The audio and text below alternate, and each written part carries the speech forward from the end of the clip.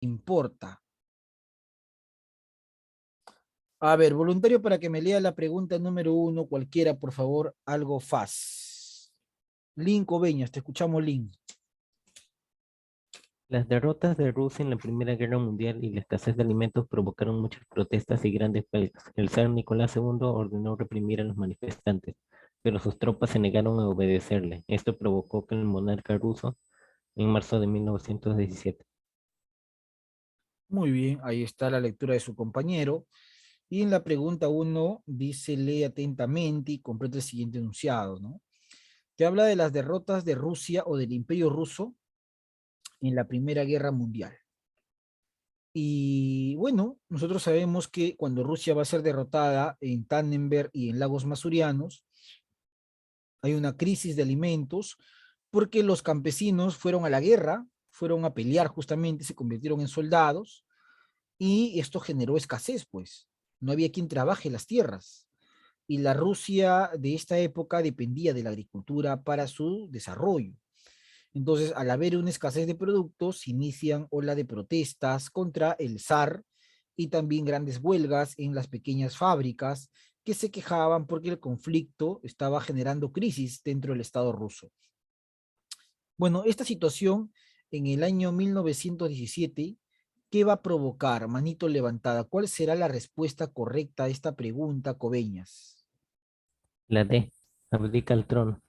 Claro, ¿no? Abdicar, que significa que el zar Nicolás II renuncia al trono imperial, ¿no? Ahí está entonces la respuesta, 1D. Perfecto, muy bien, Coveñas. Vamos a ver la número 2. Voluntario para que me lea la 2 y me diga su respuesta. Terry Quispe, lea la 2, fuerte y claro.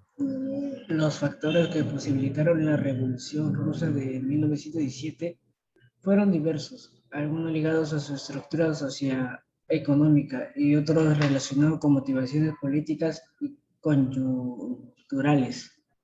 Sin embargo, el hecho que incrementó el malestar popular y el debilitamiento del gobierno ruso fue... Lea las La claves, lea respuesta las es claves, lea las claves, Terry. A. El poco interés del Parlamento para solucionar los reclamos del pueblo. B. La decisión del zar de mantener a Rusia en la Primera Guerra Mundial. C. La continuidad de beneficios feudales a favor de la nobleza rusa. D. La dependencia económica e industrial en la relación con Gran Bretaña. E. La negación con el Imperio Alemán para la rendición rusa. Muy bien, ahí está entonces la lectura de su compañero Terry Quispe, ¿no? Entonces, vamos a ver acá, analizar la pregunta número 2 para hallarle una respuesta a esta pregunta. Dice los factores, es decir, las razones o las causas que desencadenan la Revolución Rusa en 1917. Van a ser diversos los factores o las razones. Algunos ligados a su estructura socioeconómica, y otros relacionados con motivaciones políticas coyunturales. Sin embargo, el hecho que incrementó el malestar popular y el debilitamiento del gobierno ruso fue. ¿Cuál será la respuesta acá? ¿Algún voluntario o voluntaria? Para que me dé su respuesta. Terry Quispe, te escuchamos. La B, profesor, la decisión del zar de mantener a Rusia en la Primera Guerra Mundial. Claro, ¿no? Y el debilitamiento del gobierno ruso fue que el zar estaba empeñado en que Rusia siga en la guerra, lo cual, como ya sabemos, toda guerra, todo conflicto genera pobreza, ¿no? Eso es algo que ya nosotros lo sabemos. Muy bien, ¿ah? Muy bien, Terry Julián, excelente. A ver, pregunta número 3, voluntario o voluntaria para que lea fuerte para sus compañeros, cualquiera.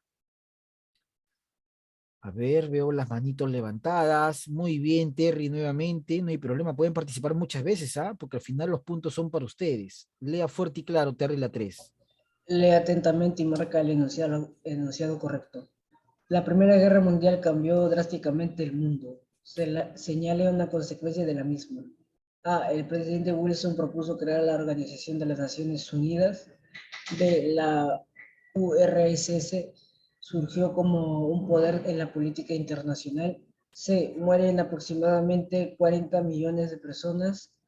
D. Surgen nuevos estados en Europa como Rusia, Polonia, Bélgica, Grecia y Serbia. Desaparecen los imperios austrohúngaro, turco, otomano y ruso.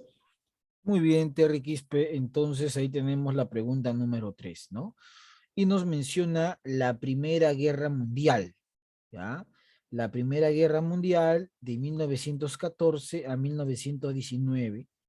¿Cambió drásticamente el mundo? Por supuesto. El mundo no volvió a ser igual, ¿no? El siglo XX por eso es llamado la era de las catástrofes. Señal de una consecuencia de la misma, ¿no? De esta Primera Guerra Mundial. Bueno, ¿cuál será la respuesta? Manito levantada de la pregunta.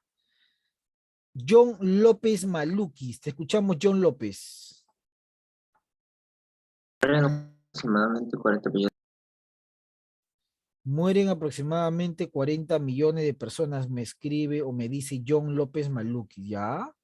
Vamos a ver si por ahí hay alguna otra respuesta. Greco Julián, adelante Greco Julián. Profesor, ¿Qué dice la E, Greco Julián?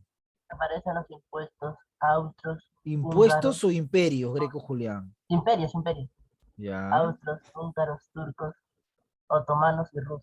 muy bien, Greco Julián. Claro, ¿no? Profesor, porque en la C dice mueren aproximadamente 40 millones. Bueno, 40 millones es mucho, demasiada cantidad. En realidad, una consecuencia es pues que ya no existe más el imperio austrohúngaro, el mapa de Europa va a cambiar, el imperio turco también desaparece y obviamente el imperio ruso porque nace la Unión Soviética. Muy bien, ¿ah? Muy bien, la lectura John y la respuesta Greco Julián. Pregunta 4, que fue básicamente algo en la que muchos fallaron lamentablemente, ¿no? Vamos a ver qué has marcado tú. ¿Ya? A ver, o qué has escrito en todo caso. Mano levantada, voluntario para que me responda la pregunta 4. Te voy a dar un minuto para que recuerdes de repente por ahí cuál es la respuesta y luego voy a preguntar a cualquiera, ¿ya? Operación militar Schlieffen.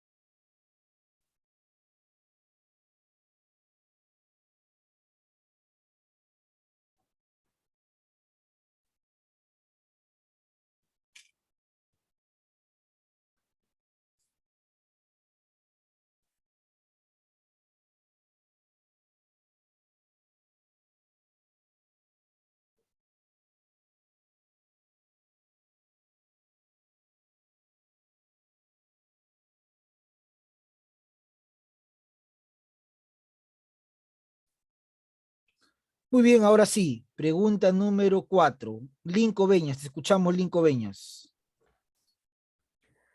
Consistió en concentrar el ataque de los alemanes hacia el occidente para derrotar a Francia y después concentrar el ataque a oriente para detener a los rusos.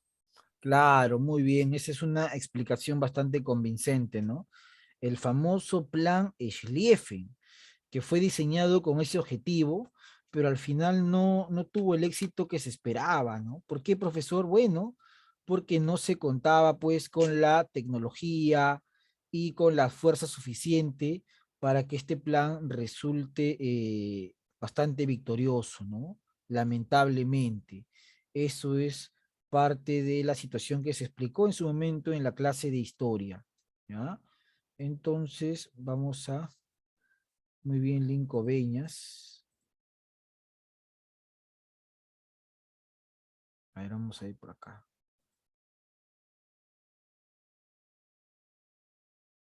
Ya voy a compartir, me están escribiendo un momento.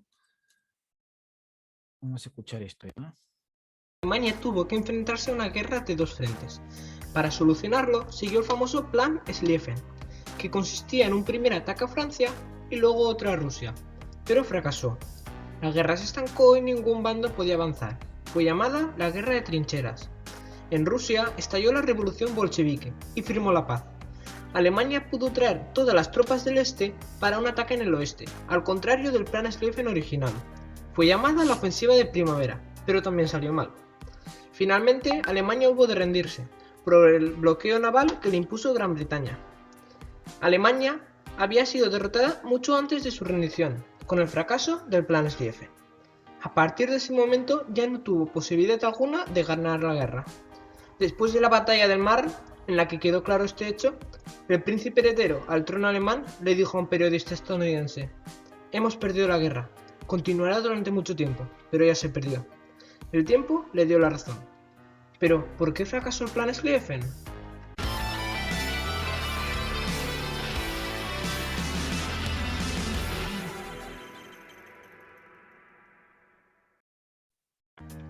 Desde 1894, Francia y Rusia eran aliados.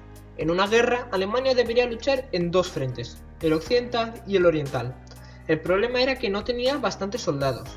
A Alfred von Schlieffen, el jefe del Estado Mayor alemán de 1891 a 1906, se le ocurrió una solución, que fue conocida como el Plan Schlieffen. Consistía en primero derrotar a un enemigo rápidamente y luego ya con todo el ejército ir a por el otro. Se decidió que primero se atacaría a Francia y luego a Rusia, por dos motivos. Infligir una derrota decisiva a Rusia era imposible, porque podía retirarse casi infinitamente, sin entablar batalla, como le pasó a Napoleón en 1812. Además, Francia era mucho más rápida movilizándose que Rusia, que era más lenta. Así que se podía atacar a Francia sin que Rusia reaccionase, porque todavía no se había movilizado. Una vez decidido atacar a Francia, quedaba el cómo. El ataque debía ser decisivo, contundente y rápido. Debía decidir toda la guerra en unas pocas semanas. Por la frontera franco-alemana no podía ser, porque los franceses la habían protegido con muchas fortificaciones que tomaría mucho tiempo y esfuerzo conquistar. Schlieffen decidió atacar a través del norte. Una pequeña guarnición se quedaría para defender Prusia de Rusia. Otra se quedaría en Alsacia y Lorena, y el grueso del ejército pasaría por Bélgica y el sur de Holanda para llegar al norte de Francia. Desde allí podría destrozar al ejército francés por la retaguardia, ya que estaría concentrado atacando Alsacia y Lorena. Había un problema: los franceses podían montar una segunda línea defensiva para defenderse, que iba desde las fortificaciones de París, siguiendo el río Marne hasta las fortificaciones de la frontera. Para esto, Schlieffen dispuso que algunas tropas cruzaran el Sena, rodearan París y barriendo el Marne para que los franceses no se pudieran defender. Así podría aniquilarlos. En 1906, Schlieffen se jubiló y su sucesor fue Helmut von Moltke el Joven. Fue el hombre que dirigió las operaciones en la Primera Guerra Mundial.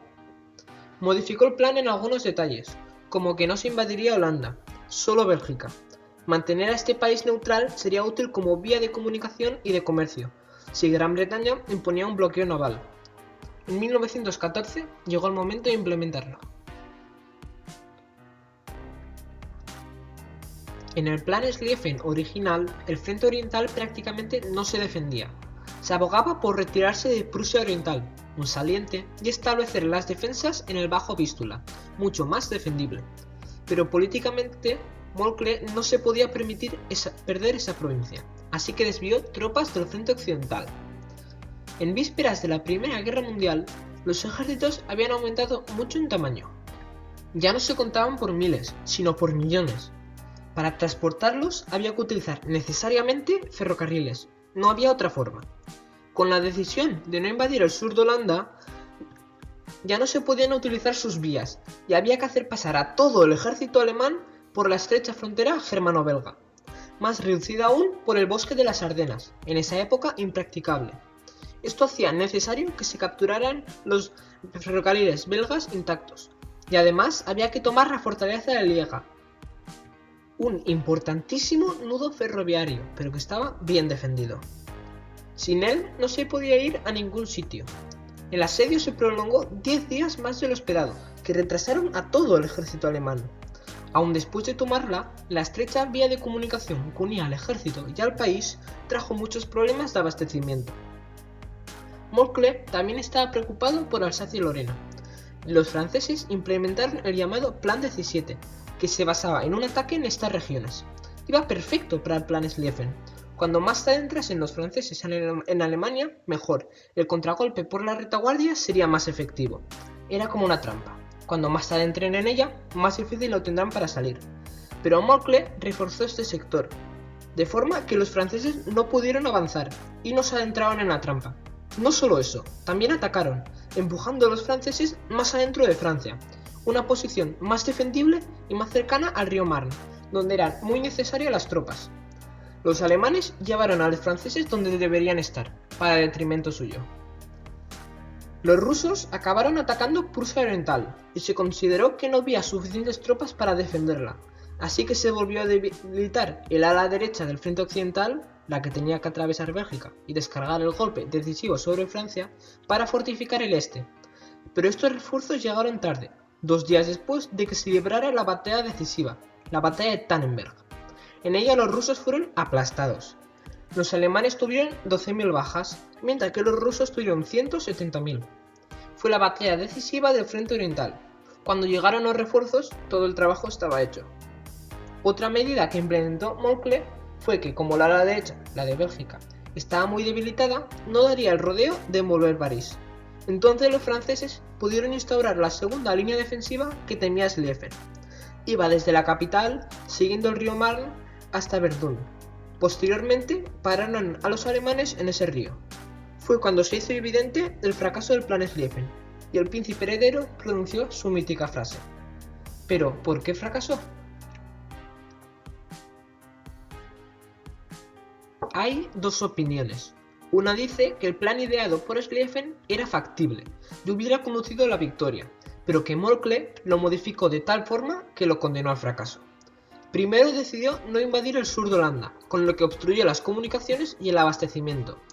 Luego debilitó la ofensiva por el norte, desviando tropas muy importantes a sectores secundarios, como Alsacia y Lorena, donde los refuerzos fueron más bien perjudiciales, o Prusia Oriental, que en principio había que abandonar. Por último, decidió no cruzar el Sena y atacar por la espalda del Marne, donde los franceses consiguieron resistir. Según esta versión, Moltke fue el causante de todos los males. Otra opinión dice que el plan Schlieffen estaba desde un principio condenado al fracaso. Moltke no fue el culpable y sus decisiones tampoco fueron tan malas. Una Holanda enemiga hubiera sido un gran problema. Además, Schlieffen había ideado el plan justamente en 1905, después de que Rusia perdiera la guerra ruso-japonesa. El ejército estaba muy debilitado, pero en 1914 ya se había recuperado. Se movilizó mucho más rápido de lo previsto por Schlieffen y sus tropas eran más efectivas. Por eso tenía sentido proteger ese frente mejor. El plan contaba con que los ferrocarriles belgas se iban a capturar intactos, pero los belgas los destruyeron en su retirada, cosa que ralentizó a los alemanes. La toma de Lieja, que se prolongó más de lo previsto, también colaboró. Y como el plan se basaba en la velocidad, esto era muy importante. Las tropas solo se podían transportar por ferrocarril, entonces solo podían ir donde fueran las vías. No podían desviarse o improvisar, lo que las hacía inflexibles, y en consecuencia todo el plan Schlieffen era inflexible. En resumen, según esta versión, Moltke no tenía la culpa, y el plan Schlieffen estaba condenado desde el principio. Ya hemos comentado las dos opiniones, ahora que cada uno se quede con la que quiera. Lo que sí es seguro es que el fracaso del plan Schlieffen condenó a los alemanes a ser derrotados en la Primera Guerra Mundial. Gracias por vuestra atención. Muy bien, ahí está entonces un resumen de lo que es el plan Schlieffen, sumado a lo que mencionó su compañero Coveñas, la respuesta sería, ¿no? Fue o consistió en una estrategia militar alemana, coma, por la cual las tropas concentraron todo su ataque en Occidente, coma, mientras, todo su ataque en Occidente, mientras las fuerzas rusas avanzaban, ¿no? Avanzaran. Después de vencer a Francia, coma, se dirigirían a Rusia, ¿no? Que para ese momento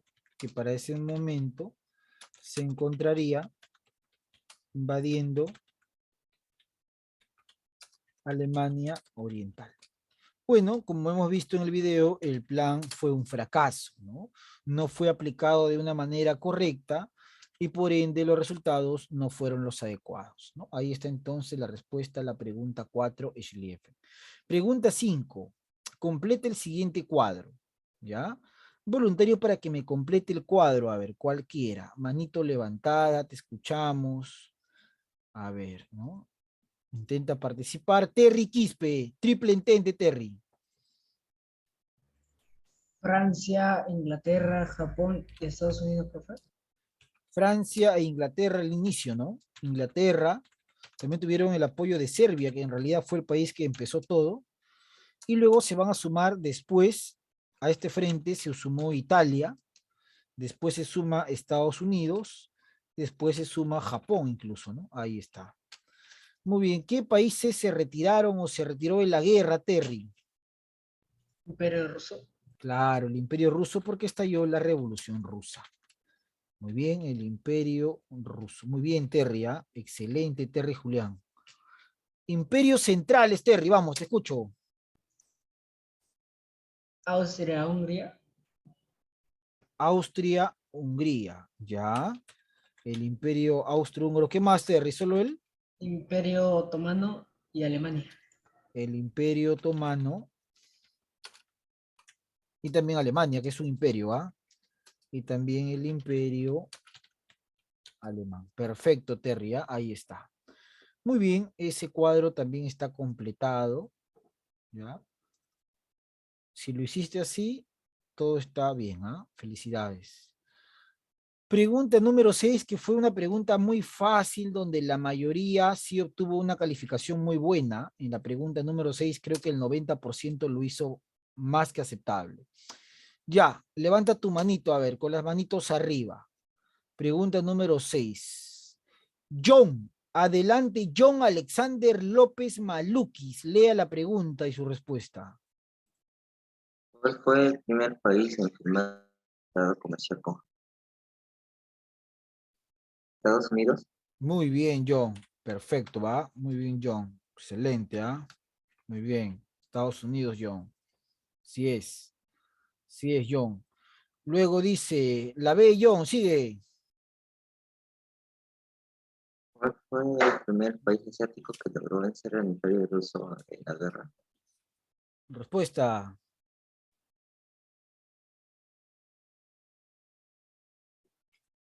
¿Cuál será su respuesta, John? Si no está John, alguien por ahí que levante la mano y que desea participar y sumar su respuesta. Silva Capa.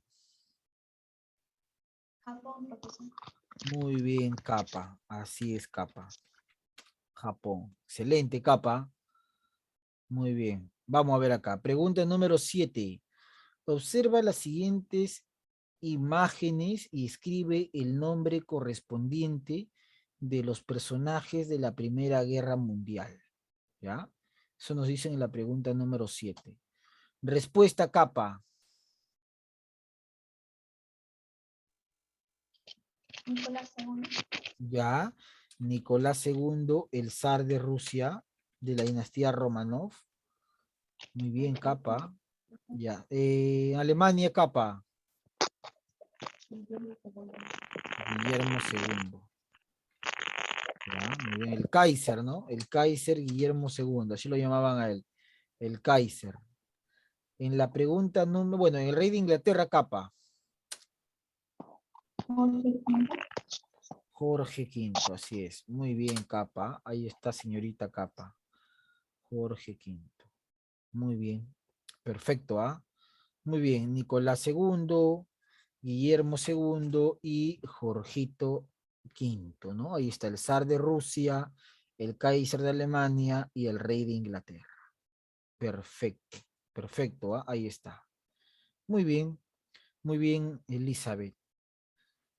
Pregunta número 8. Redacta dos reformas realizadas durante la era Meiji, la era del culto a las reglas, ¿no? Acá también han habido lamentablemente fallas, ¿no? A ver, te voy a dar unos minutos para que pienses y me digas cuáles son esas reformas en la pregunta número 8. ¿Ah? Tómate tu tiempo con calma y solamente me dice dos reformas. ¿Cómo cambió Japón durante la era Meiji? ¿Ah? 2 minutitos.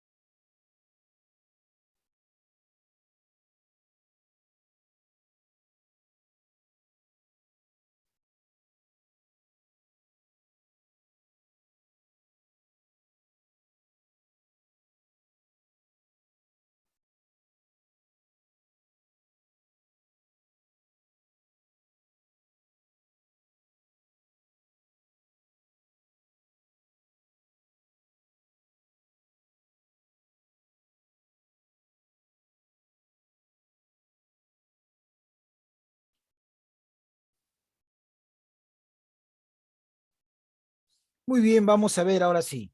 Reformas, manito levantada. ¿Qué reformas fueron las más importantes?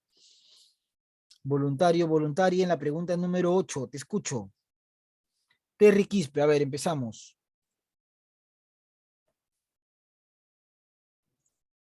El desarrollo de la industria. Ya, profesor, Japón antes que se dé el gobierno Meiji vivía en el atraso feudal, ¿no?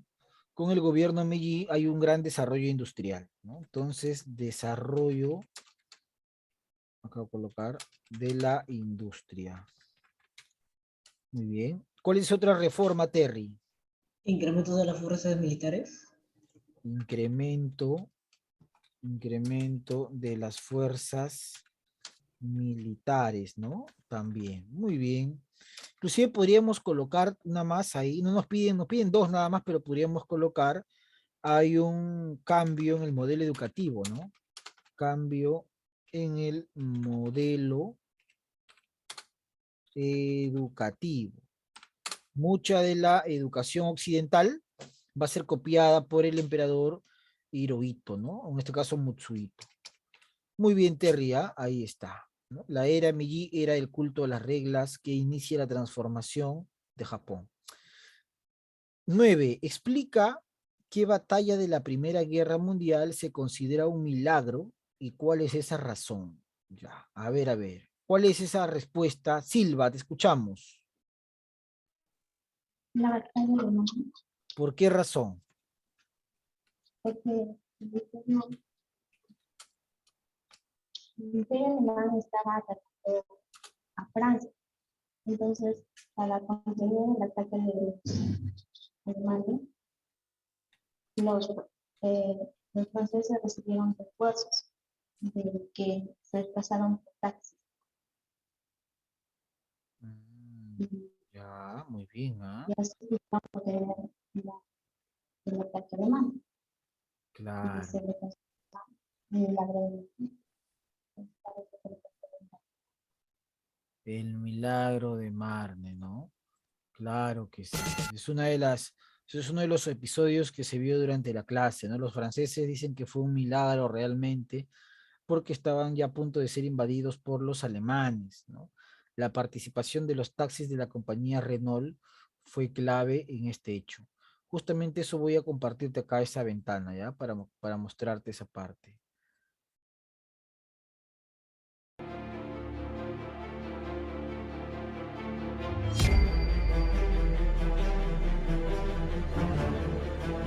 ...7 de septiembre de 1914, Río Marne.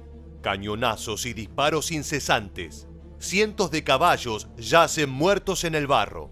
La tecnología moderna surge en auxilio o aniquilación de los hombres. Dos grandes ejércitos están en pleno combate. Uno que no es nada parecido a los enfrentamientos militares de hace algunos años. Lo que pasaba en la tierra era algo nunca visto. Una lucha que se refleja en la palabra de la historiadora Barbara Tuchman en la conclusión de su libro Los Cañones de Agosto. Fue una de las batallas decisivas del mundo. Las naciones habían caído en una trampa sin salida. Pero hay mucho más por conocer, así que ¿quieres saber cómo se desarrolló la primera batalla del Marne y qué significó para la Primera Guerra Mundial? Te invitamos a viajar con nosotros en este nuevo capítulo de Historia Militar. ¿Estás listo? Pues entonces, prepárate para viajar en el tiempo. La Gran Guerra llevaba poco más de un mes de desarrollo, pero Alemania tenía decidido terminarla cuanto antes mediante el Plan Schlieffen. Aquel la llevaría a Francia a través de Bélgica para capturar ambos países en el menor tiempo posible.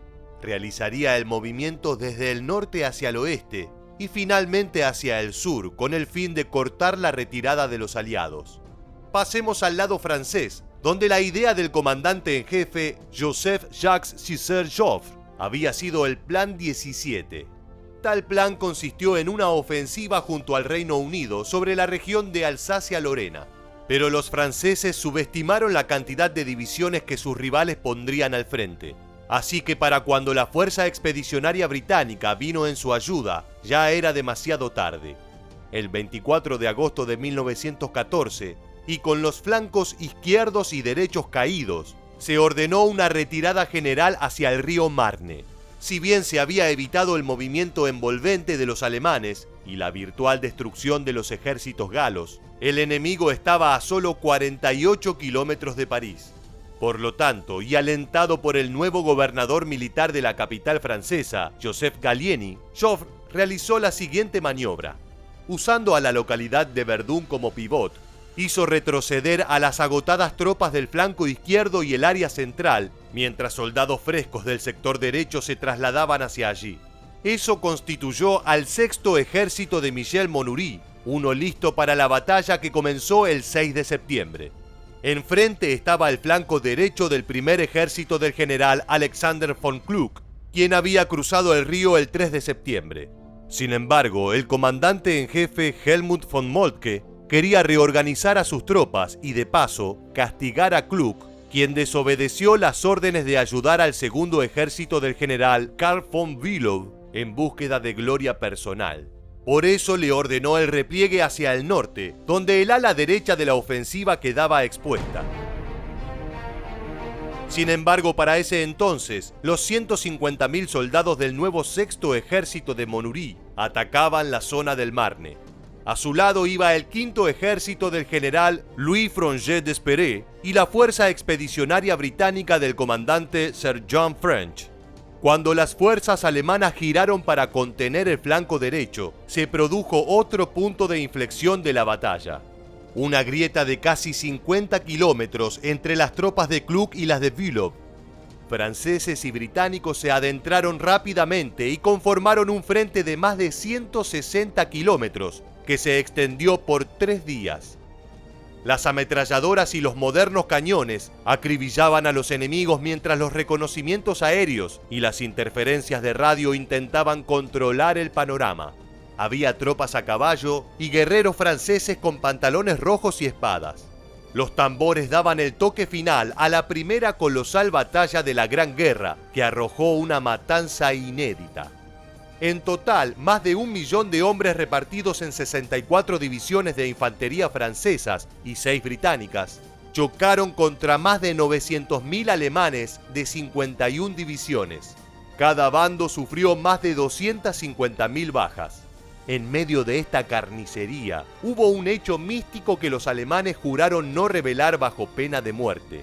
Se trató de la supuesta aparición de la Virgen María ante 100.000 soldados germanos. Incluso se recolectó la historia de un cura alemán que antes de morir durante el viaje al hospital en una ambulancia francesa, afirmó que la Virgen miraba hacia París y con su mano derecha apartaba al ejército invasor. Algo parecido describieron otros hombres cuyas palabras se retrataron en algunos periódicos locales. Hasta el día de hoy, la Iglesia no hizo una declaración oficial acerca del popularmente denominado Milagro del Marne. No obstante, en 1924 una estatua de la Virgen se erigió en la ciudad de Barcy, lugar donde los alemanes detuvieron su ofensiva. ¿Por qué? Porque el obispo del pueblo de Meaux había prometido que si su localidad se salvaba, iba a hacer un santuario para la Virgen. Esa construcción todavía vigila el Marne. Pero debemos volver al lado militar del asunto con una particularidad.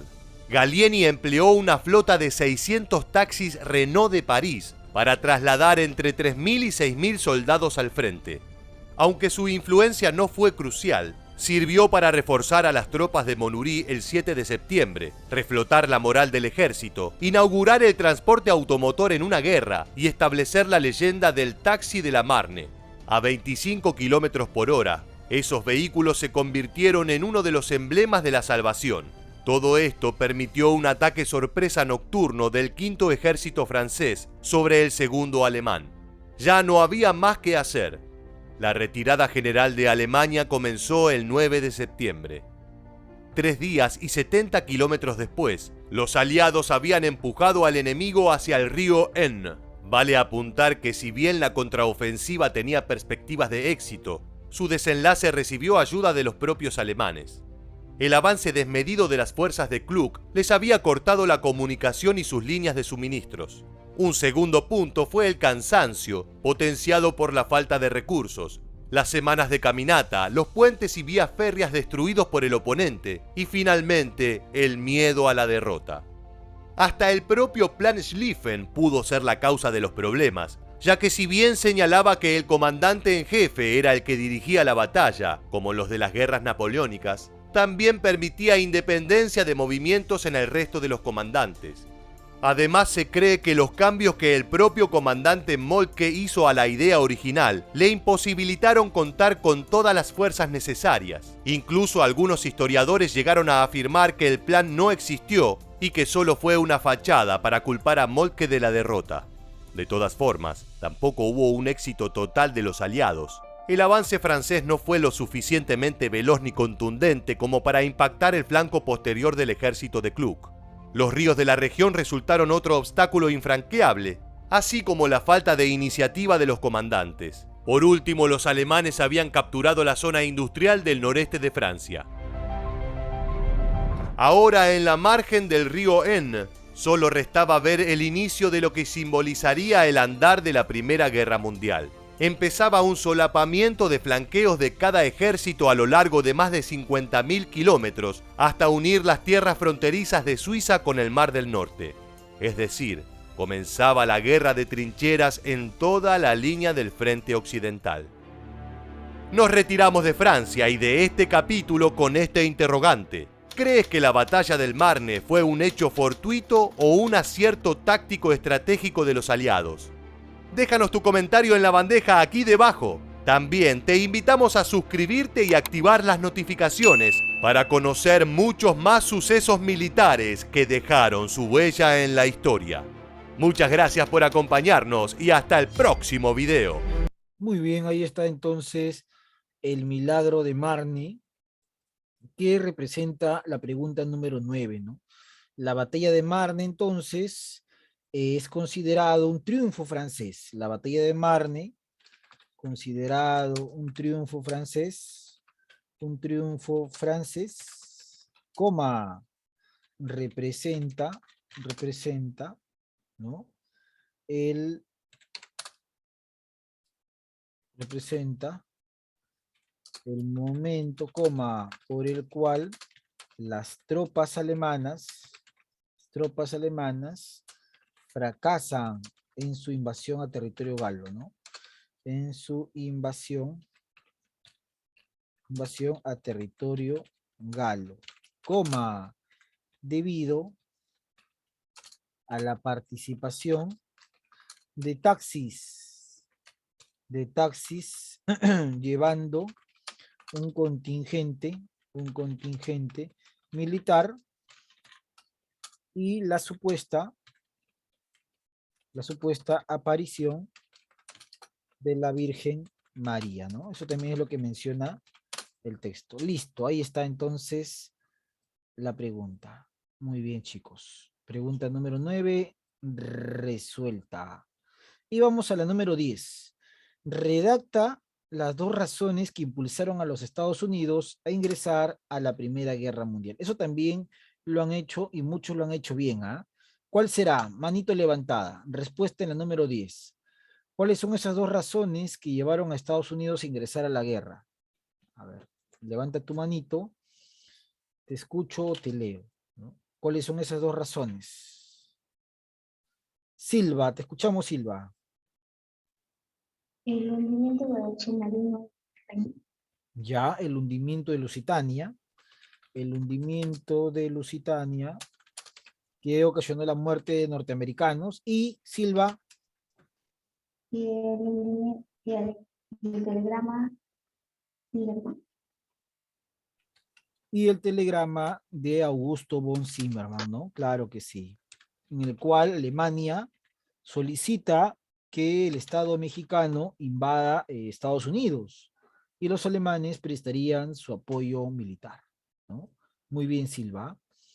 Muy bien, ahí están entonces las 10 preguntas del examen bimestral de Historia y Geografía, totalmente resueltas, para que tú pues puedas despejar tus dudas, si es que por ahí todavía existían o habían, ¿no? Y preguntabas por qué obtuve esa calificación. Bueno, ahí está entonces el examen. Bueno, chicos, en estos minutos simplemente me queda agradecer el tiempo durante todo el año escolar, su atención, su participación. Estamos llegando a la parte final del curso, debido a que mañana martes no tenemos clase, tanto ni en historia ni en geografía, y me parece que el miércoles ya es el tema de la ceremonia de clausura o año escolar, me parece, ¿no? Entonces, en teoría ya nosotros no tenemos más clase. Aprovecho la oportunidad para desearles una feliz Navidad en compañía de sus familias, de sus padres. Lo más importante no es los regalos ni lo material, sino definitivamente que lo más importante es el tema de la salud y agradecer, ¿no? Agradecer que tenemos a nuestra familia al lado, y eso es lo que se debe tener, ¿no? Muy bien.